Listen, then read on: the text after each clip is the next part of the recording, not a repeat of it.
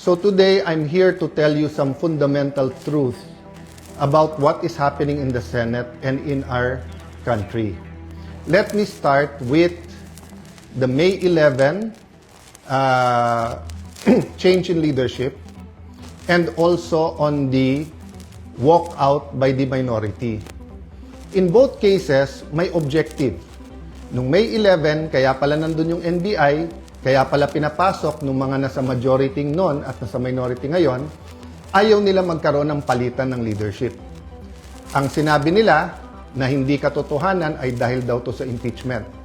Pero yung pala, ito'y tungkol sa maraming bagay, kasama po na magkaroon ng independent, impartial impeachment, but also ayaw na magkaroon ng hearing sa Blue Ribbon na kung saan lalabas ang buong katotohanan.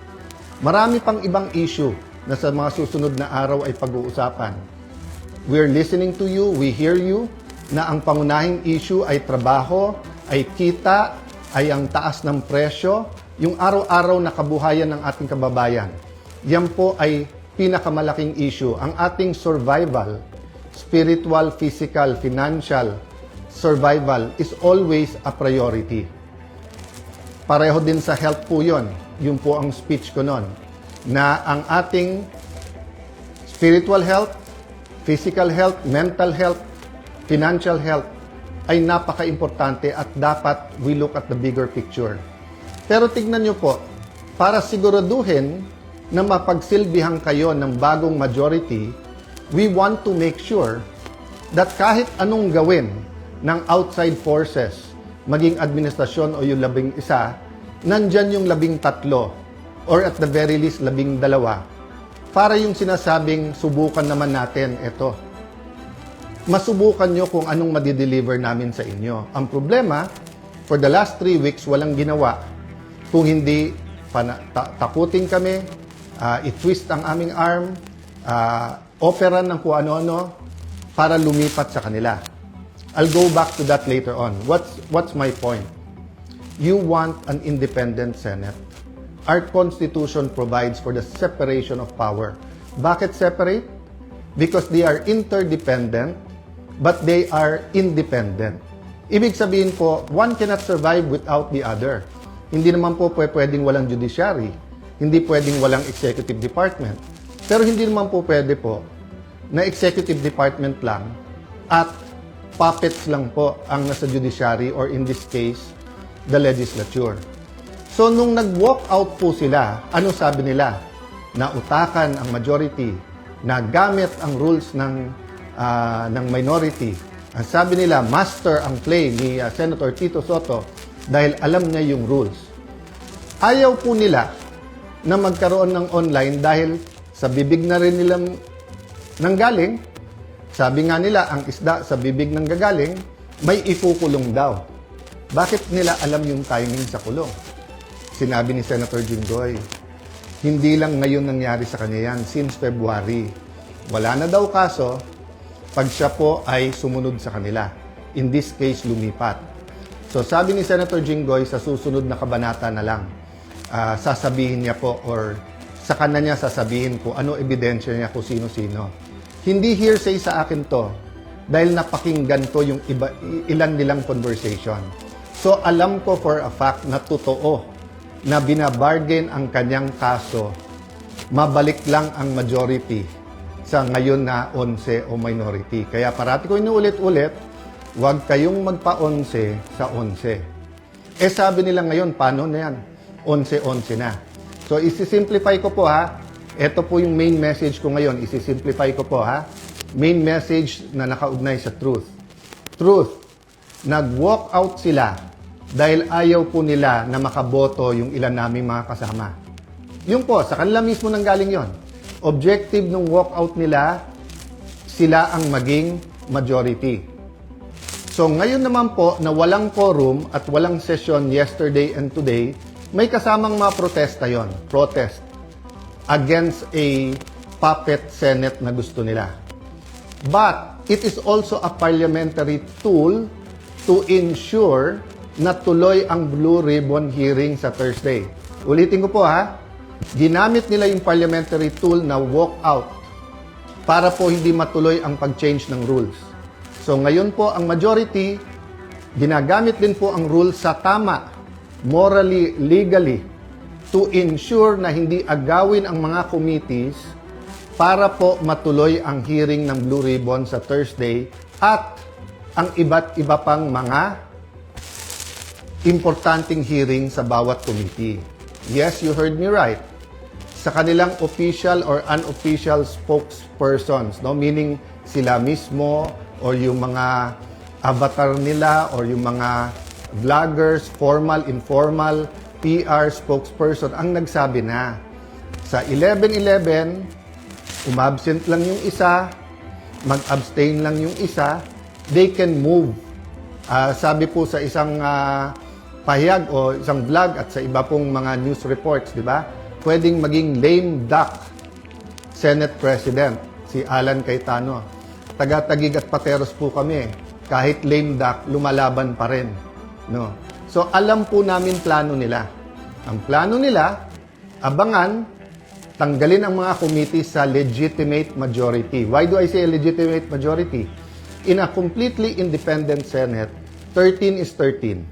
Kahit nasa abroad, kahit fugitive, kahit na nakakulong. In a democracy, you cannot say, I love democracy. Tapos pag minority ka, gusto mo, ikaw masunod.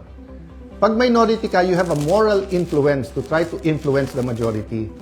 But you cannot supplant your decision for the decision of the majority. We have the majority.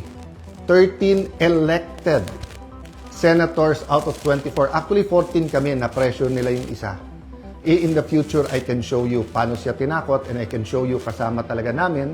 Ang problema nga tinakot at ang pagpihit ngayon pagkakulong ni Senator Jinggoy ay ginagamit nilang panakot sa iba. Don't get me wrong, ha? I'm not blaming the Sandigan Bayan or the law or legal processes.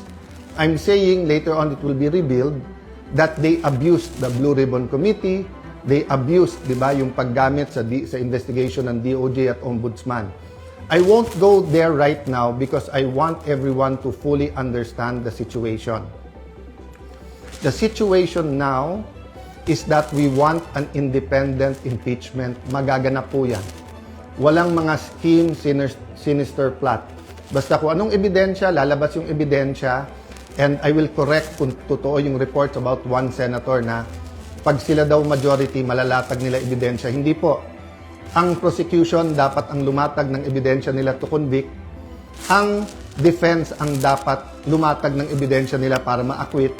Ang senator judges ay dapat mag-examine ng mga ebidensya. Okay? So, in accordance with the rules, and there are rules of evidence, so people will be able to judge us. So, that's one important thing, the impeachment. The other important thing is yung ekonomiya natin, presyo. So, in the next few days, we will be announcing to you the hard work that we're going to do in the different committees to help address inflation, to help address ang problema sa production sa agriculture, to help address yung mga walang pera sa pagpapagamot. After summer, pasukan. To help address the problems of K-12, to help address the problem ng mga gustong mag-aral, hindi makapag-aral. There are many, many other problems in between that. Sa kabuhayan, marami sa ating mga kababayan sa Middle East may problema sa trabaho or sa kita. Marami sa ating importers sa taas ng dolyar ngayon, nahihirapan. So, napakaraming problema. But if we allow the flood control issue, the biggest corruption issue in our history, to go unchecked, let me throw you this question. Alam niyo na ba kung ano talaga ang scheme o scam sa flood control? Ilan ba talaga ang ghost? Ilan ang hindi ghost? Ilan ang substandard? Bulacan lang ba? O maraming lugar sa ating bansa? Senador lang ba? May congressman? May cabinet member ba? May mastermind ba o wala? Ano yung real numbers? Sa 1 trillion a year, sa 2023, 24, 25. Ano ba dyan ang tama? Ngayon ba? Wala na bang corruption ngayon sa infrastructure problems? Kamusta ang ating flood control? Pag umulan ba ng malakas ngayon, makakasiguro tayong hindi babaha? So, ang dami pong tanong. Hindi po ito masasagot kung wala tayong independent, impartial na hearing. May hearing ang ombudsman, may investigation at hearing ombudsman at DOJ. But what about the Blue Ribbon Committee? We gave Senator Lacson a chance. Napakatagal yon. Kayo na magkwenta ilang buwan o isang taon, di ba? So, Senator Marcoleta had one hearing.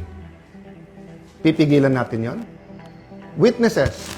Pag nandyan na yung witness, matetest natin. Kaya hindi ako nagja-judge. Pag nakita ko sa press con, of course, I'm intrigued. Of course, I listen. I do a little bit of research. But until matesting yan sa cross-examination, dun pa lang ako maniniwala at ibabalandra ko po yan or isa side by side ko sa mga existing na ebidensya.